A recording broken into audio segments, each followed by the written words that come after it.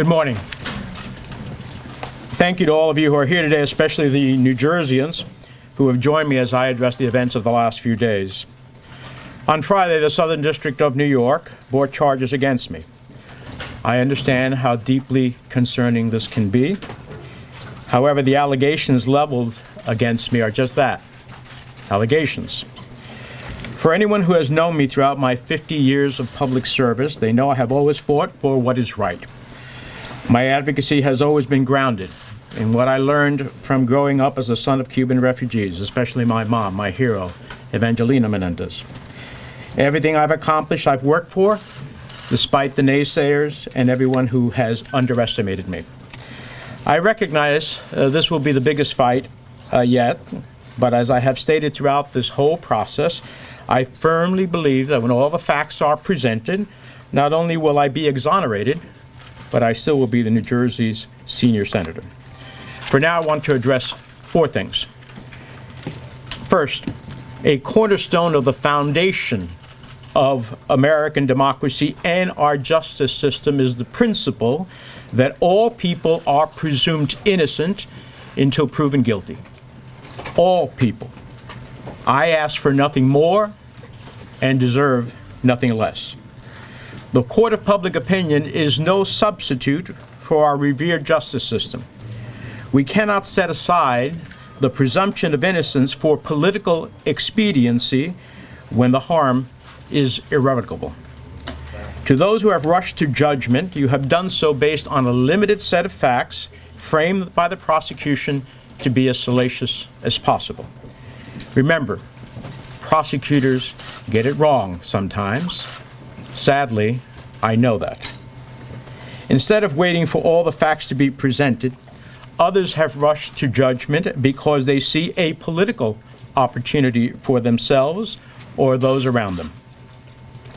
All I humbly ask for in this moment, in my colleagues in Congress, the elected leaders, and the advocates of New Jersey that I have worked with for years, as well as each person who calls New Jersey home, is to pause and allow for all the facts to be presented. Second, my long record on Egypt. One fact is indisputable. Throughout my time in Congress, I have remained steadfast on the side of civil society and human rights defenders in Egypt and everywhere else in the world. If you look at my actions related to Egypt during the period described in this indictment and throughout my whole career, my record is clear and consistent in holding Egypt accountable for its unjust detention of American citizens and others, its human rights abuses, its deepening relationship with Russia, and efforts that have eroded the independence of the nation's judiciary, among a myriad of concerns. In 2017, I led a bipartisan letter to then-President Trump expressing grave concern with the worsening situation for human rights and civil society in Egypt. That same year, I sent a letter to the Senate Appropriations Subcommittee supporting U.S. assistance to Egypt as long as Egypt adhered to the Camp David Accords and urged the Appropriations Committee to include the requirements for assistance reform strategies outlined in the Egypt Assistance Reform Act of 2013. In 2018, I urged Secretary Tillerson to focus more on human rights issues in Egypt and raise concerns that the electoral environment ahead of Egypt's elections at the time was not free, fair, and credible. In 2019, I met with President el-Sisi at the Munich Security Conference and emphasized the level of repression inside of Egypt, risking eroding our security cooperation and raising concerns about Egypt's intent to purchase a Russian missile system.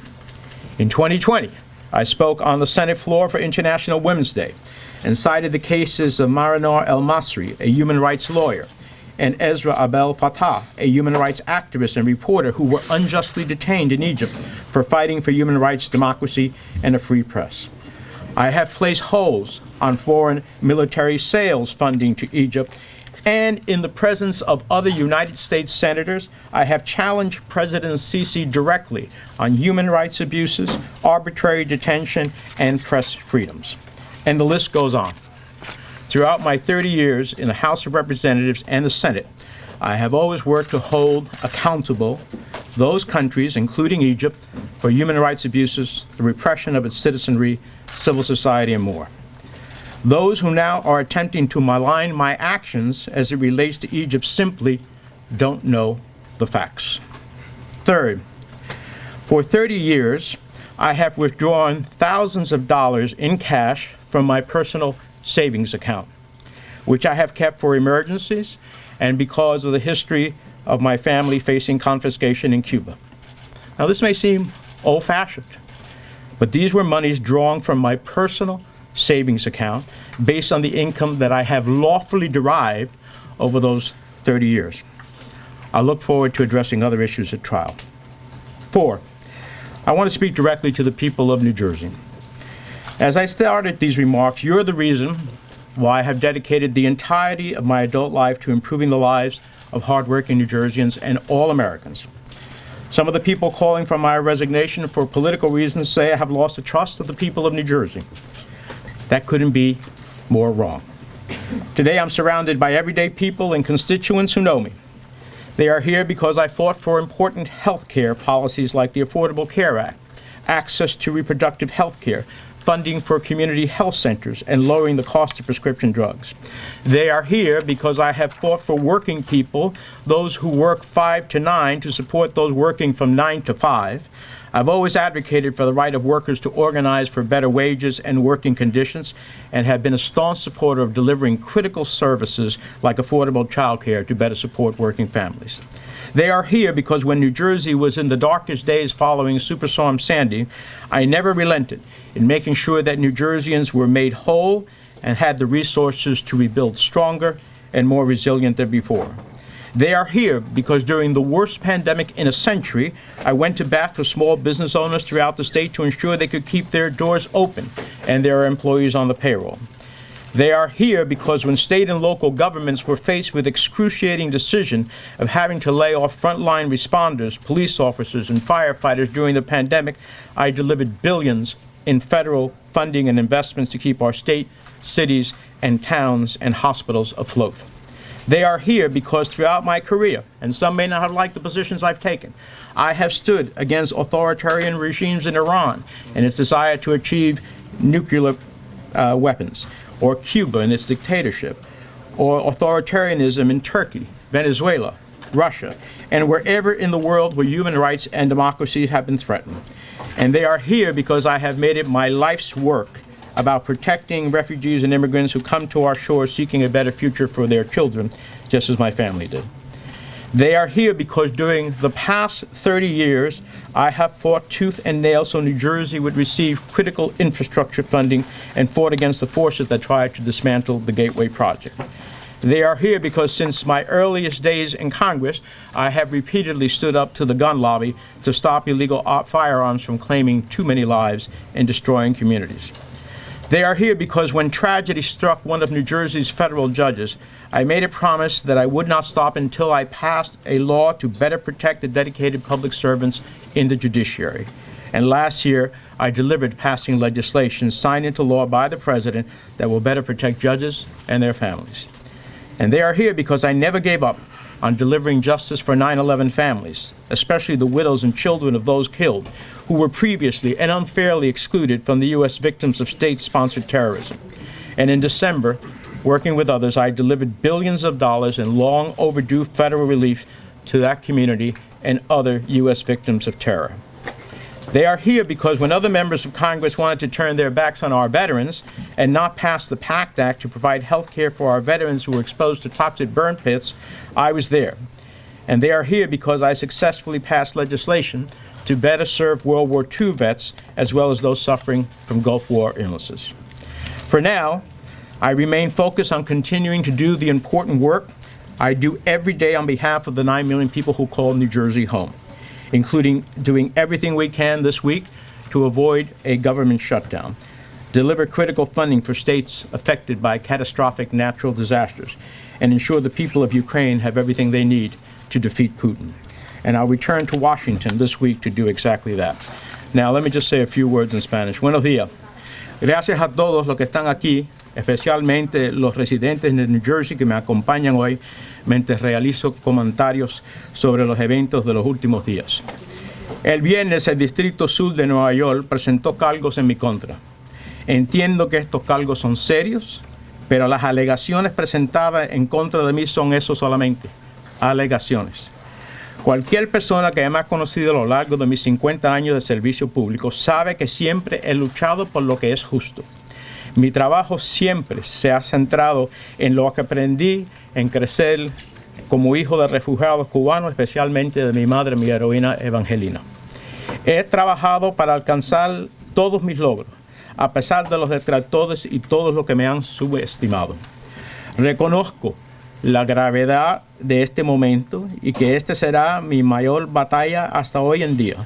Pero como he dicho a lo largo de todo este proceso, creo firmemente que cuando se presentan todos los hechos, no solo seré exonerado, sino seguiré siendo el senador federal de New Jersey. Por ahora quiero abordar 4 cosas. En primer lugar, una piedra angular de la fundación de la democracia estadounidense y del sistema judicial es el principio de que todas las personas se presumen inocentes hasta que se demuestre su culpabilidad. Todas las personas. No pido nada más ni merezco nada menos. La Corte de la Opinión Pública no es sustituto de nuestro venerado sistema de justicia. Para aquellos que se han apresurado a juzgarme, le han hecho basado en conjunto limitado de hechos enmarcados por la fiscalía para que sea lo más provocativos posible. Recuerden, los fiscales a veces se equivocan. Por desgracia, yo sé eso de primera mano.